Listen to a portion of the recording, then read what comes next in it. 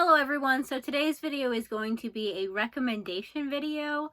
I don't think I've done one of these in a very long time, but this is another idea I stole from popular booktube ideas. So this one is going to be, if you like this, try this, where I'm going to give you some popular titles and then give you some recommendations that are similar to those titles in some way, shape, or form. So the first pairing here is pretty much the main reason I wanted to make this video in the first place. So if you liked Monthly Girls Nozaki-kun, either the manga or the anime, to be honest, I haven't read the manga yet, but I have watched the anime and it was absolutely fantastic and very hilarious. So if you liked this, I recommend that you check out Yamada-kun and the Seven Witches.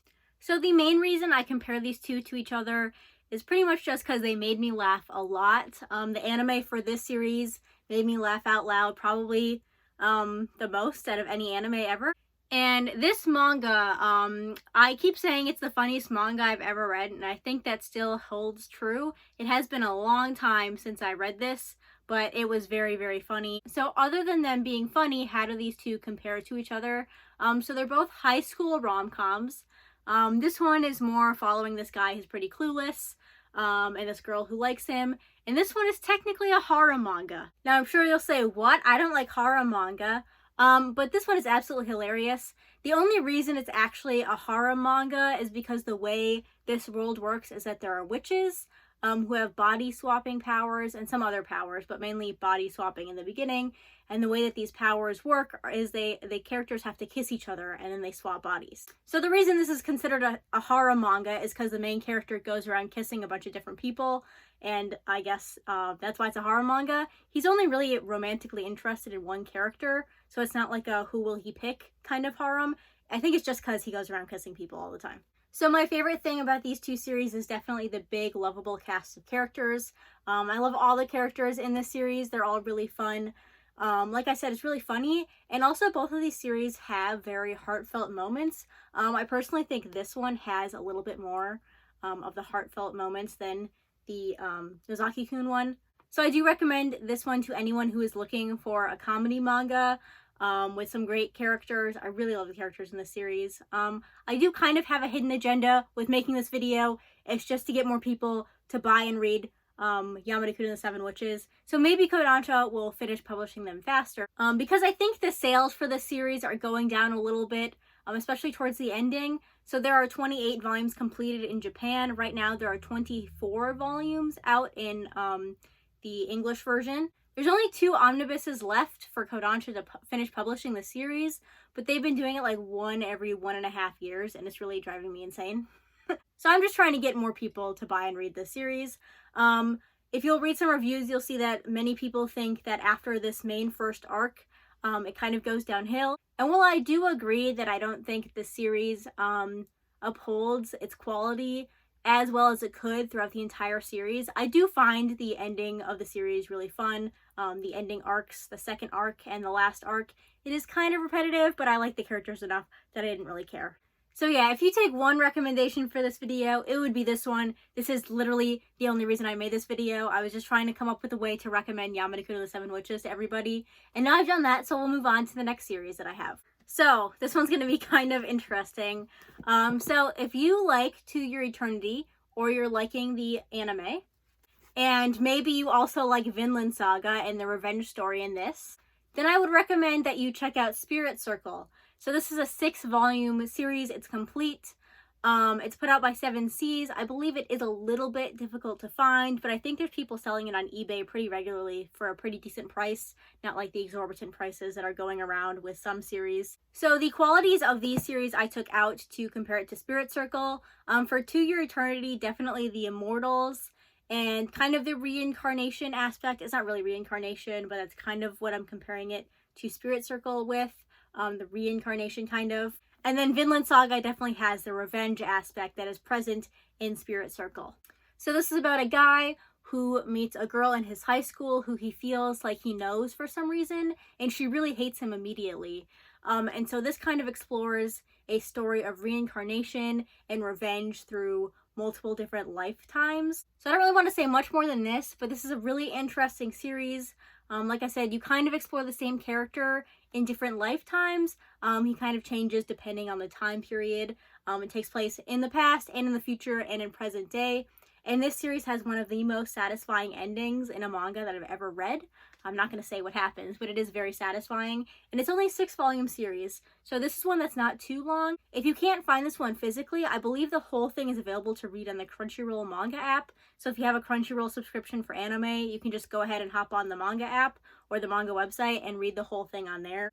I really like this series, and I don't see it around too much anymore, so I do want to recommend it to people who haven't tried it yet. So if you have access to it, go ahead and try it out. So the next comparison I'm going to make is, if you like Blue Period, I would recommend checking out Silver Spoon. This one could definitely go either way, because I know Blue Period is a newer series, so if you like Silver Spoon, I would recommend checking out Blue Period. But the reason I'm comparing these two is because both of them involve a character who isn't really sure what he wants to do in life, discovering his passion.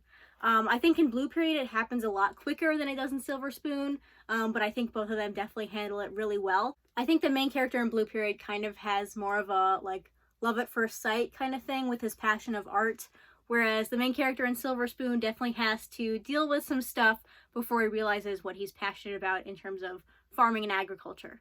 But both of them really explore careers and what you want to do in life in terms of jobs and other things.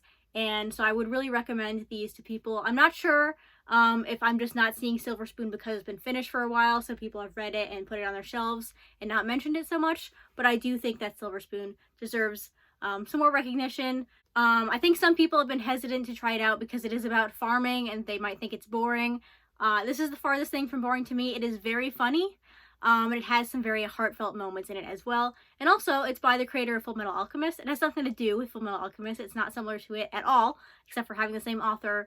But I do think that's worth mentioning because authors, some people become really attached to authors. So yeah, there's that one. So my next comparison is, if you like any Junji Ito stuff, and you like any manga about cats, whether that be She and Her Cat, A Man and His Cat, or Cheese Sweet Home, something like that, anything about the daily life of a cat, I would strongly recommend you check out Junji Ito's cat diary, Yan and Moo.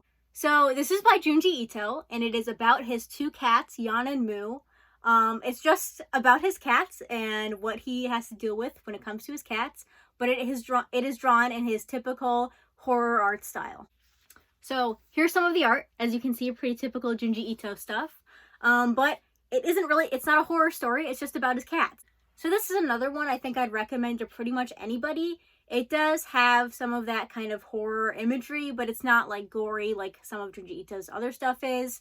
It just kind of looks a little bit like horror-esque. But yeah, this is a great heartfelt little manga. It's very short, so you can read it really quickly. If you're interested, in October, there's going to be like a special collector's edition of this book. It's going to have like glow-in-the-dark cover. And I'm really looking forward to it. That is one that I would definitely double dip on it. I would buy the new copy and still keep this one as well. So yeah, I always see a lot of people picking up the regular Junji Ito stuff, Uzumaki, Tomie, Gyo, a lot of his short stories, any of that. But I don't see people talking about this quite as much. And I really do think this is worth reading. It is definitely surprisingly heartfelt, and it's just about learning to love cats. So if you like Uzumaki, Junji Ito stuff, or any cat manga, I would definitely recommend this. So the next one I have is another double recommendation. If you like Land of the Lustrous, or you like The Girl from the Other Side, I would recommend checking out Girl's Last Tour. So the reason I compare this one to these two is that this definitely has the existentialism that happens in Land of the Lustrous, while also having some of the kind of slice of life elements that happen in The Girl from the Other Side. So this is a post-apocalyptic story focusing on these 2 girls who just have to survive the apocalypse together. It's very much not action-oriented. It's just following these 2 girls as they live. There's no really high-key survival things that are happening. It's just them kind of walking around this desolate earth, sometimes finding some things, sometimes finding things they don't know what's going on. So it's definitely slice of life-y. I would definitely recommend this if you like slice of life series. Post-apocalyptic, where not really a lot of stuff happens, but it still feels meaningful. Character-driven stories, any of that, I would definitely recommend this series as well. This is another series that I think is becoming a little bit difficult to find. I think it's only volume 2 that's not like immediately available on Amazon. You might have to go through some third-party sellers to find a copy of volume 2, but they're not at exorbitant prices. They're not like over retail. You can find them for pretty cheap.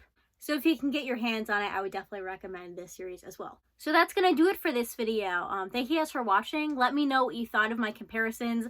Obviously, I can't say that, oh, this series is exactly like this one, because that's not going to be true for anything, because then it wouldn't be published, because it would be the exact same as something else. So let me know if you agree with my comparisons or not. If you have other series that you think are similar to the ones I mentioned, any of these titles, not just the ones I'm personally recommending to you. And then let me know your thoughts if you've read any of these and what you think. So yeah, that's going to do it for this video. Thank you guys for watching, and I'll see you in my next one. Bye!